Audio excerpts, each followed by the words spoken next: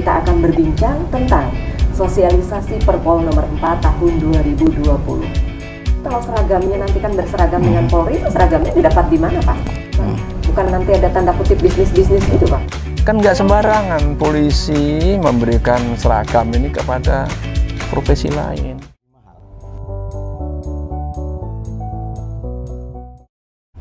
Pemirsa, saat ini saya berada di Gedung Tribrata dan saat ini saya sudah bersama dengan Brigjen Pol Edi Murbowo, SIK MSI.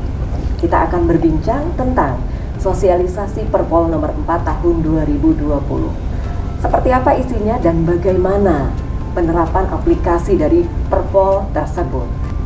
Pemirsa, berbicara tentang profesi satpam, ada yang merasa malu untuk menjalani profesi tersebut, ada yang masih malu-malu, dan ada yang menghargai, dan ada yang terpaksa menjalani profesi satpam. Anda tidak perlu malu lagi dengan profesi satpam. Kenapa? Karena saat ini satpam sudah diberikan legalitas menggunakan seragam sama dengan Polri. Seragamnya ini apakah sama kepangkatannya? Lalu siapa yang boleh menggunakan seragam tersebut? Ada batasan usia atau tidak? Ada persyaratan khusus atau tidak? Dan bagaimana penerimaan masyarakat umumnya? Dan ada tidak peraturan-peraturannya? Baik, saya langsung saja sapa bersama narasumber kita untuk hari ini. Baik, selamat siang Bapak. Selamat siang. Atau masih pagi? Ya, selamat siang. Karena di ruangan. Kabarnya baik ya Pak ya? Alhamdulillah sehat bugar. Sehat dan bugar. Bapak, pada acara ini tadi di sosialisasi Bapak mengatakan memanusiakan manusia dan tentunya mengangkat harkat dan martabat. Ini dari salah satu sisi profesi satpam di Perpol nomor 4 tahun 2020. Nah, ini sebetulnya dari isi Perpol tersebut itu apa dulu Pak? Apa saja Pak? Oke. Terima kasih Pak. Jadi secara substansi di Perpol 4 tentang Pam Swakarsa itu di situ mengatur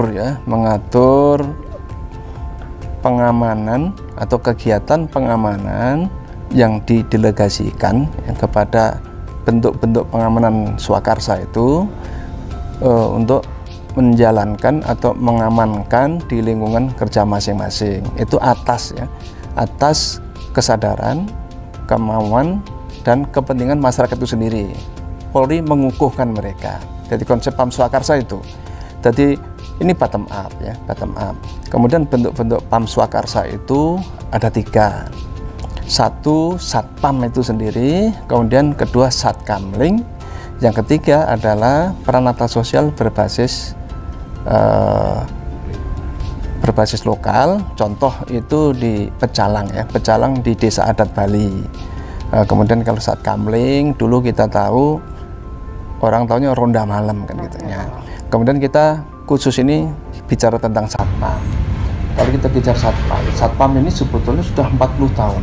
Sudah 40 tahun dibentuk di era kepemimpinan Bapak Kapolri Jenderal Polisi Awaludin Jamil almarhum. Itu di tahun 1980 dan nanti tanggal 30 Desember 2020 ini genap 40 tahun, berulang tahun. Kemudian Perpol ini lahir dalam perjalanan 40 tahun ini yang namanya dulu belum profesi satpam, masih pekerjaan biasa. Itu mengalami pasang surutnya, pasang surut, tarik ulur sana, tarik ulur sini, seragamnya juga begitu. Dulu di awal-awal tahun seragamnya masing-masing. Kemudian melalui Perkap 24, Perkap 24 tahun 2007 itu diatur ya, sudah diseragamkan. Dulu mungkin teman-teman sering lihat itu warna putih biru ya, bajunya putih, celananya biru kan gitu. Nah, kemudian sudah diatur demikian, ini masih para pengelola mereka ini membuat seragam sendiri-sendiri. Kemudian di dalam perjalanannya tadi itu kita prihatin ya pada teman-teman anggota satpam ini. Kalau kita lihat dari kesejahteraannya Bang, kesejahteraan itu gaji atau upahnya seperti itu, sehingga masyarakat melihat itu bukan pekerjaan, kita katakan pekerjaan yang membanggakan. Kemudian atas situasi ini mungkin kalau kita lihat satpam kalau kita saksikan di televisi itu kan jadi bahan guyonan ya. Jadi bahan guyonan. Jadi dibully. Ya dibully satpam untuk lucu-lucuan. Nah, kita selaku pembina kita berbicara dengan asosiasi. Nah, kita bersepakat tadi untuk mengangkat harkat. Jadi Perpol 4 ini itu di balik itu ada pemuliaan profesi satpam. Jadi, nah, gitu. Di Perpol nomor 4 ini tahun 2020 tentang memuliakan betul. profesi sebagai seorang satpam. Tadi Bapak kalau mau mengangkat harkat dan martabat kita nggak pernah lepas nih dari UUD. Bagaimana? Karena kalau UUD ini ujung-ujungnya duit, apakah juga ada satu penyesuaian? Mungkin berdasarkan UMP atau kesejahteraan lainnya? Sekarang di Perpol 4 itu satpam menjadi profesi, ya. Satuan atau kelompok profesi pengemban fungsi kepolisian terbatas, ya, yang menjalankan fungsi kepolisian terbatas tadi itu. Nah, dari situlah Polri secara teknis melakukan pembinaan, mulai dari proses rekrutmen, kemudian pelatihan. Pelatihan ini bisa diselenggarakan oleh Polri, juga bisa diselenggarakan oleh BUJP, BUJP. Artinya untuk menjadi profesi satpam yang sekarang akan ada satu pelatihan, pengarahan-pengarahan gitu ya. Jadi bukan sembarang menjadi satpam, karena itu nantinya juga akan mengikuti penyesuaian dari honor mereka, gaji mereka untuk setiap bulannya. Disitulah ketika nanti sejahtera itu yang salah satu termasuk untuk memartabatkan profesi satpam tersebut. Pak, ada syarat nggak sih? Nanti yang harus menjadi satpam sekarang harus yang ganteng-ganteng, harus yang cantik-cantik. Aduh, kalau kamu kayaknya nggak cocok deh, karena tinggi badannya kurang. Ada nggak seperti itu, Pak? Kalau ganteng cantik itu kan relatif ya, dan itu karunia Allah SWT, nggak boleh ditolak itu. Dan kita tidak mengatur masalah itu. Kita berdiskusi dengan asosiasi bahwa anggota satpam itu yang penting harus sehat jasmani dan rohani, itu harus. Kemudian tinggi badan juga nggak terlalu beda jauh dengan anggota Polri, karena dia kan pengemban fungsi kepolisian. Kita kalau lihat satpamnya setengah muknya atau 150, tingginya 155, nanti orang lihat itu kurang ada wibawanya, pakai seragam begini udah gendut pendek. Nah, itu kan nggak enak dilihat. Tetapi kita berupaya, ya, bukan mungkin bagi mereka saudara-saudara kita yang kondisi begitu barangkali profesi lain lebih tepat. Tapi yang kita persyaratkan tadi itu tetap ada tinggi badan minimal, misalnya yang perempuan 155, yang lagi 160, sehingga dari performan itu kelihatan. Kemudian yang penting lagi, Polri juga menyiapkan desain kurikulum dan bahan pelajaran. Itu membentuk kompetensi. Sebagai sebuah profesi, dia harus punya kompetensi khusus, Pak. Nah, maka tadi kompetensinya satpam itu adalah ada di Polri sebetulnya, didelegasikan kepada satpam melalui pendidikan pelatihan. Nggak bisa ujuk-ujuk datang, Pak saya mau jadi satpam terus minta baju, nggak bisa. Itu zaman dulu, tapi sekarang udah diatur. Jadi tidak bisa jalur khusus gitu ya. Nah, kemudian ada jalur khusus kan? Nggak ada. Sekarang kan tetap harus melalui BUJP. Iya. Banyak juga nanti peminatnya karena berseragam polisi. Karena saya kenal sama Pak Edi, saya boleh nggak nitip jalur khusus itu, Pak? Nggak ada, harus jalur yang sudah tersedia tadi direkrut oleh BUJP, oleh pengguna jasa yang lain, kemudian nanti koordinasi dengan Polri untuk proses pelatihannya, gitu Pak. Jadi ada pelatihan? Ya, ada. Yang profesi Pak, profesi harus punya kompetensi. Jadi bangga menggunakan seragam satpam, pemirsa. Ya. Dengan nanti mungkin ada tanda kepangkatan tersendiri kepangkatan yang akan diberikan berdasarkan skill dan pelatihan tersebut. Satpam adalah salah satu garda terdepan nantinya untuk membantu Polri menjaga keamanan ketertiban masyarakat. Karena ketika terjadi satu kejadian di satu lingkungan, maka satpamlah yang saat itu terjun di lingkungan tersebut. Salah satu klaster perumahan contohnya itu akan ada satpam-satpam yang mungkin nanti akan terlatih, terdidik hingga situasi keamanan ketertiban dapat tercapai dan Indonesia akan menjadi aman, nyaman dan tertib. Nah, itu bukan salah satu harapan ya. Apakah ada lagi target khusus nih dari Polri? nyambung lagi yang tadi masalah kompetensi Pak ya. Polri tadi menyiapkan regulasi tentang kurikulum, kemudian bahan pelajaran, bahan ajarnya, instrukturnya, kemudian proses pelatihan. Dengan kurikulum tadi selesai dan dia dinilai bisa menyelesaikan program pelatihan tadi itu, nah, kemudian kepada yang bersangkutan diberikan ijazah sebagai tanda lulus pelatihan. Nah, itu tidak berhenti sampai di sana. Dia dari situ tuh belum bisa melakukan, belum mendapatkan kewenangan kepolisian terbatas tadi. Dia harus dikukuhkan oleh Polri ya sebagai pengemban fungsi kepolisian terbatas. Tadi ada selembar kertas yang menyatakan bahwa kamu sudah layak dan patut menjalankan profesi satpam.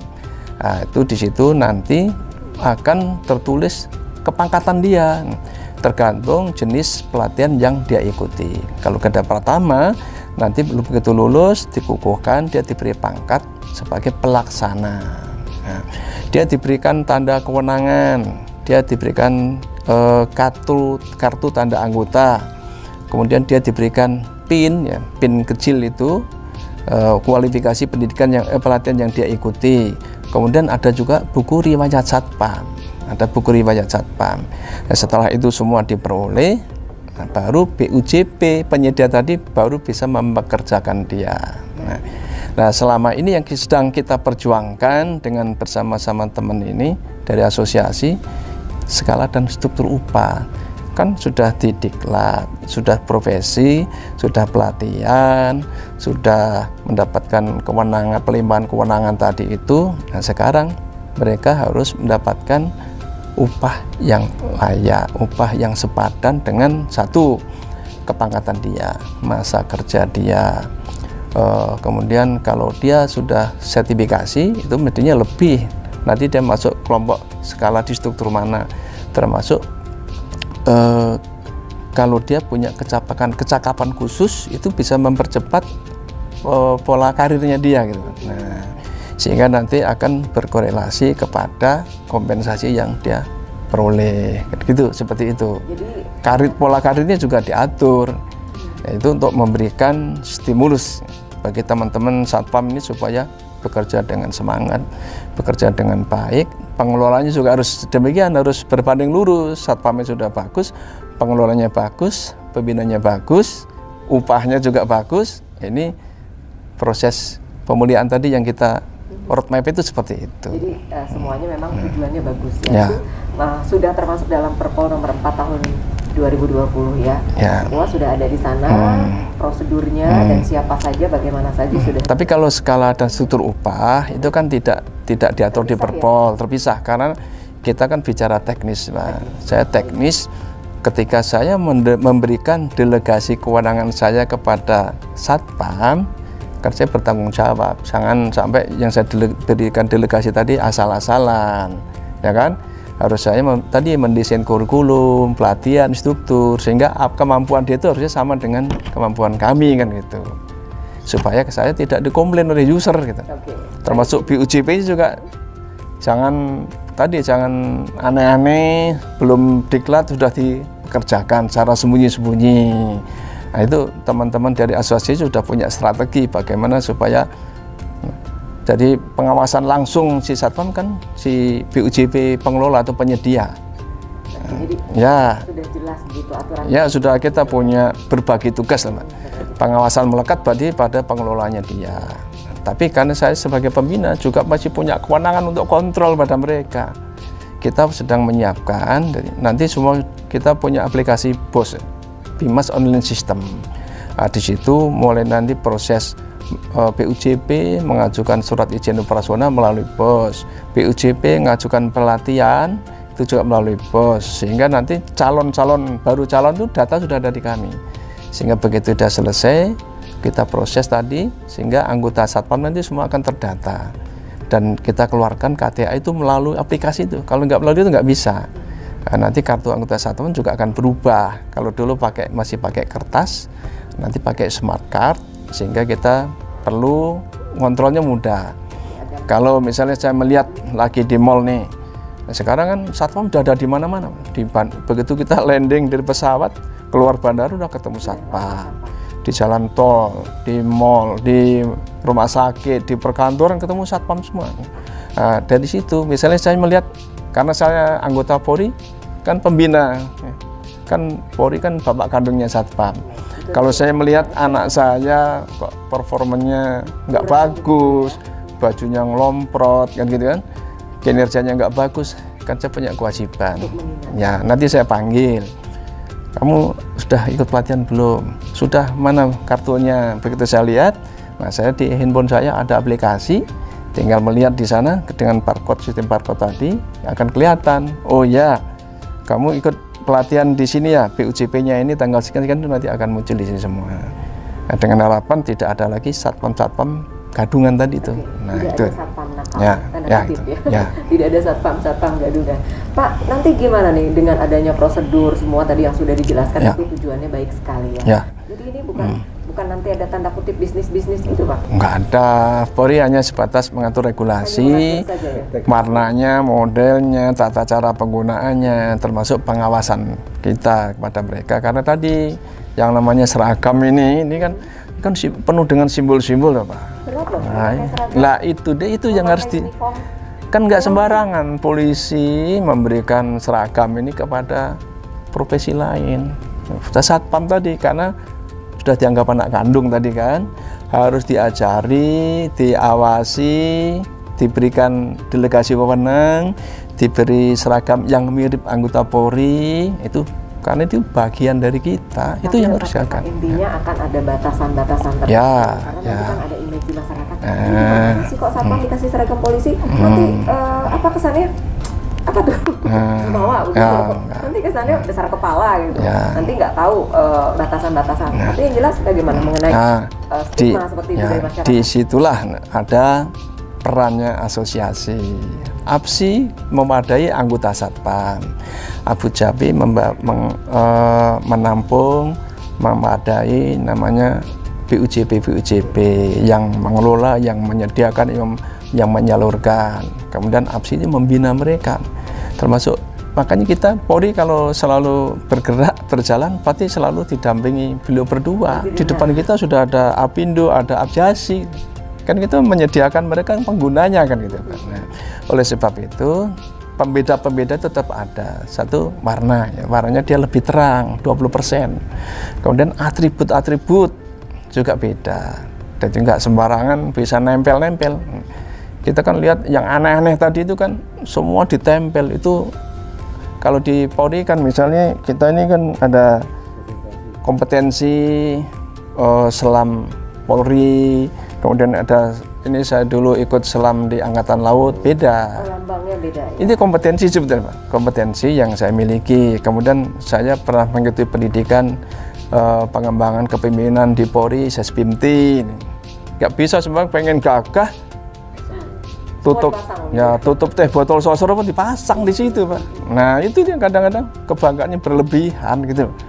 Semua dipasang. Itu ditanya yang gambarnya seperti Pak Badia itu. Emang kamu pernah pelatihan selam Polri? Enggak, Pak, saya hanya ternak lele. Nah, ini yang nggak boleh. Ternak lele bikin di sini, buka nih. Nah, itu simbol kompetensi, kemampuan. Itu mungkin akan dibutuhkan lagi sosialisasi mungkin Pak Dirjen juga ya Polri tentang penjelasan kepada masyarakat bahwa masyarakat juga perlu tahu nih ada simbol-simbol batasan yang perbedaan karena tidak mungkin sama persis betul. antara Polri dengan Satpam ya. Iya, Bapak nih tadi kan kita sudah berbincang panjang nih dengan Pak Edi. Kenapa sih harus diseragamin sama? Apakah kalau mau diseragamin Satpam disamakan dengan kepolisian atau Polri itu nanti akan ada tanda kutip bisnis dan lain sebagainya. Terus bagaimana sih pengarahannya? Itu hal-hal seperti itu tentunya butuh penjelasan yang sejelas-jelasnya. Jadi kalau dikatakan apa tadi ada kenangan-kenangan polisi, Polri, Satpam, seperti apa Pak? Baik, terima kasih Mbak ya. Usia Satpam itu sekarang sudah 40 tahun ya. Dalam usia 40 tahun itu kalau perjalanan manusia adalah usia kemapanan ya. Di usia 40 tahun ini Polri sebagai bapaknya Satpam ya memberikan sebuah kado terindah untuk Satpam. Kenapa bilang saya kado terindah? Ini sangat luar biasa sekali. Kita lihat sekarang. Jadi Satpam sebagai profesi ini usia ke-40 tahun. Kalau dulu hanya sebagai satuan pengamanan, sekarang satuan profesi pengamanan. Tetapi apabila berbicara sebuah profesi, ada konsekuensi, tentu ada tuntutan, ya, ada harapan. Dari siapa? Ya dari pengguna Satpam khususnya. Nah, ada yang melatar belakangi, ada 3 undang-undang yang mendukung profesi ini. Pertama, ada Perpol nomor 4 tahun 2020, yaitu tentang profesi Satpam. Yang kedua, dalam status ketenagakerjaan kita inline dengan Undang-Undang Ketenagakerjaan, ya, Undang-Undang nomor 13. Nah, begitu juga dengan Undang-Undang Cipta Kerja yang baru, ya, Undang-Undang 11 tahun 2020. Ini 3 undang-undang ini mendukung sebuah profesi Satpam. Sebagai profesi, tentu tadi kata Jenderal Edi mengatakan bahwa ini ada sebuah konsekuensi bahwa dia harus kompeten. Karena yang dikatakan profesi itu dia punya kompetensi, boleh diuji gitu kan, bisa dilaksanakan, bisa ini seperti itu. Nah, Satpam ini sekarang ada pendidikan yang sudah mengatur tentang profesi Satpam. Jadi kalau sekarang awal-awal kita melihat Satpam itu dari mulai tukang parkir sampai penjaga industri itu Satpam, karena putih biru. Nanti sudah tidak bisa lagi. Yang berpakaian coklat yang mirip dengan Polri gradasi 20% itu namanya Satpam. Sedangkan yang di perumahan yang mirip-mirip itu namanya Satkamling, bajunya berbeda. Nah, di situ masyarakat sudah melihat sebuah pembeda. Jadi Satpam sudah nggak bisa jadi goyonan lagi, sudah tidak direcehkan lagi secara profesi. Kami asosiasi akan melindungi baik Abu Dhabi ataupun dari APSI, pasti. Perlindungannya seperti apa, Pak? Perlindungannya begini, kami tentunya akan akan ada undang-undang tersendiri kalau contoh nih saya membuli Satpam, terkena sanksi hukum begitu. Ya, nanti tahapannya berikut ke sana. Nah, pertama adalah perlindungannya begini. Kami Abu Dhabi yang mengelola badan usaha jasa pengamanan pasti akan lebih selektif terhadap anggota kami. Meminta kepada Polri sebagai institusi yang mengeluarkan izin untuk selektif memberikan izin terhadap BUJP. Karena wadah ini harus bagus, bukan semata-mata mencari untung, tetapi harus punya ruh, harus punya marwah untuk pemuliaan profesi Satpam. Kan ini manusia. Jadi Pak Dir tadi menyampaikan pendidikannya harus betul-betul sesuai dengan aturan yang diberikan Polri. Instrukturnya sudah sesuai atau tidak, termasuk pelaksanaan, ya, pelengkapan diklat macam ini harus diatur. Dengan wadahnya bagus sehingga produknya Satpam pun akan bagus. Nah, setelah itulah baru Satpam itu bisa bisa memenuhi harapan pengguna Satpam, melaksanakan fungsi kepolisian terbatasnya, ya, yang dengan kemampuan justisial seperti itu. Nah, dari sini pemulihan yang kedua adalah masuk ke Undang-Undang Ketenagakerjaan. Satpam ini sudah 40 tahun belum punya standar upah, baru UMP saja atau di bawah UMP. Nah, kami sedang berjuang asosiasi ini untuk adanya struktur skala upah Satpam. Ini bukan ranahnya Polri lagi, tapi ini ranahnya Kementerian Tenaga Kerja, ya kan? Nah, dengan demikian kami akan berjuang membuat sebuah pokja menghitung dari mulai ada nilai kepangkatan sekarang, nilai kepangkatan, waktu pengalaman kerja dan lain-lain akan dihitung dari situ. Kalau untuk pratama saja pelaksana itu dari UMP itu bisa meningkat 30-40% di atas UMP. Itu bisa, itu nanti kita bikin eskalasi harganya. Belum termasuk nanti klaster pekerjaannya. Apakah level migas, ya kan, level tambang, level perhotelan, retail, dan nanti ada banyak. Jadi ini masih perjalanan panjang, Mbak. Kita untuk berjuang sampai Satpam itu mulia. Karena mulianya sebuah profesi ini punya kompetensi dan punya remunerasi, baru dibilang mulia, seperti itu. Kalau kompetensinya bagus, remunerasinya nggak bagus, ya tetap aja orang akan beralih ke profesi lain. Satu contoh di Amerika, orang jadi Satpam, private security di sana, mantan TNI, mantan Polri keluar, karena jadi security memang gajinya besar. Nah, ini kan membanggakan. Nah, Indonesia mungkin akan berjalan seperti itu nanti. Kenapa? Karena peran Polri ini kan sangat terbatas sekali, personilnya sangat terbatas, sedangkan yang diamankan industri cukup banyak. Makanya peran Satpam itulah sudah dipikirkan oleh Bapak Satpam itu agar bisa membantu peran kepolisian. Nah, itu kira-kira kami dari Abu Dhabi punya komitmen bersama teman-teman asosiasi lain adalah untuk mengantarkan Satpam mempunyai struktur skala upah. Jadi memperjuangkan. Ya, jadi kalau kita bisa membandingkan dengan negara lain, mantan TNI-nya mungkin dan Polri-nya mau bergabung menjadi security, ketika betul. Jadi ternyata bukan hanya mantan yang terindah itu aja ya. Betul. Anggota bisa jadi satpam saat Sekarang banyak Pak, mantan-mantan dari TNI ya, dari Polri yang sebelum jadi jenderal ujungnya jadi satpam juga. Tapi yang jelas Punya perusahaan satpam maksudnya gitu. intinya pemirsa, pengabdian tanpa batas. Profesi satpam merupakan garda terdepan untuk membantu kepolisian, Polri untuk mengamankan lingkungan masing-masing hingga terciptanya ketertiban keamanan pada masyarakat.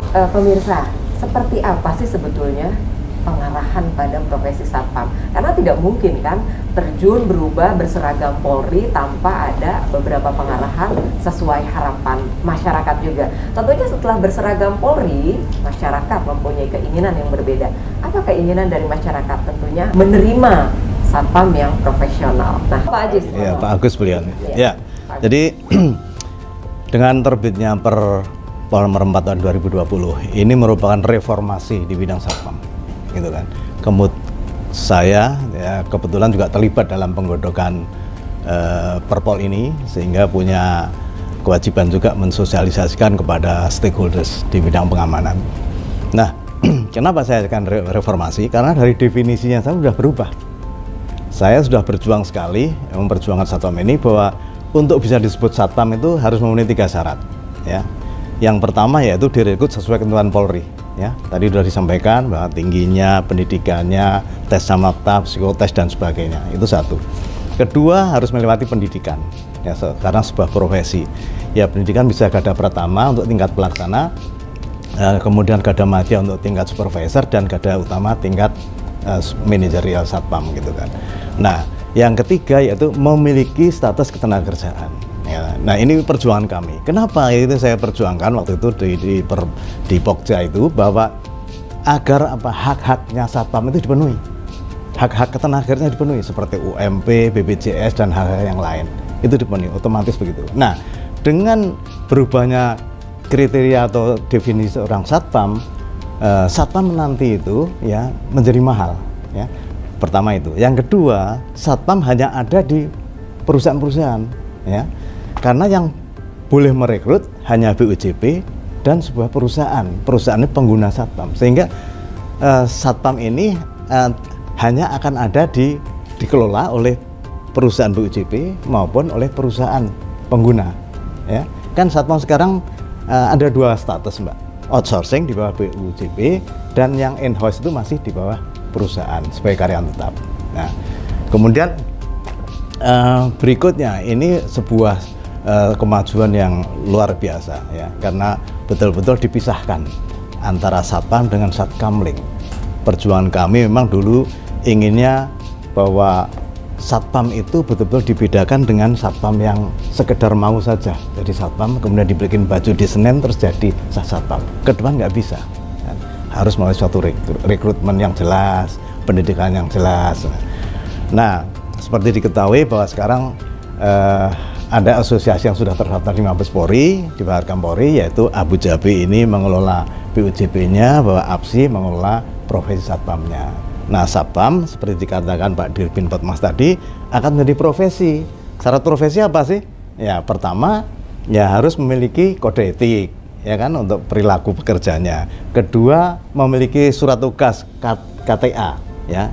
KTA itu berdasarkan pendidikan formal, ya. Jadi itu sudah kaitannya. Jadi kalau seorang satpam nanti tidak punya KTA bertugas, berarti dia belum pendidikan, kan gitu ya. Kemudian yang berikutnya yaitu dia harus menjadi anggota asosiasi profesinya. Kan, itu sebuah norma-norma sebuah profesi.